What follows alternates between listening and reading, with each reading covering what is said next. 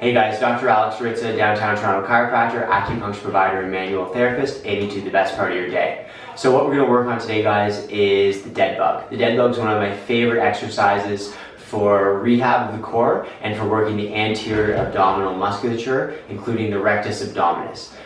It's a great exercise because it's not one that puts the low back in too much compromise, whereas our traditional crunches and sit-ups that I see so many people in the gym doing, there's a lot of research out there showing they might actually predispose us to back pain, make back pain worse, and might actually leave us at risk to suffering a disc herniation, which we all know can impinge upon the spinal cord and cause sciatica-like symptoms. So when in doubt, I always try to discourage people from doing sit-ups and crunches and get them to do the dead bug. Okay guys, so what we're going to do now is work on our dead bug. So for the dead bug, what we're going to be working on is we're going to be on our backs, and we're going to work on maintaining our posterior pelvic tilt. So that's where the glutes are activated and the lower abdomen is tight, and that's going to make sure that our rectus abdominis is tight and activating in front of the core. So a couple of cues that you can use is making sure that when we're on our back, the pelvis is tilting backwards into the bench, so the low back is making contact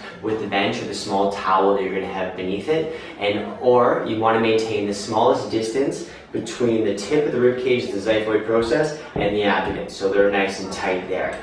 The reason we want to do that is when most of our day we spend sitting, we kind of live in extension where we have lots of low back lordosis and we're very tight in the hip flexors and the pelvis is tilted forward. So we want to do the opposite of that. We want to work on maintaining that posterior pelvic tilt where the lower abdomen is very tight and we lose some of that excessive lumbar lordosis that we love to use. So for the dead bug, you're going to have a small rolled up towel beneath your low back. I'm just going to use my hand for instance just so I can show you guys, and we're also going to use an exercise ball as well. So for the dead bug, you're going to be on your back like so. Your knees are going to be at 90 degrees as well as your hips, and your hands up just as if you were a dead bug. So the first mistake that most people make is they let their pelvis, rather than being tilted backwards where the low back is very flat, they let it tilt excessively forward, where I can slide my hand easily back there. That means that the abs are not tight here, the low back is too tight, and we're not posteriorly pelvic tilting.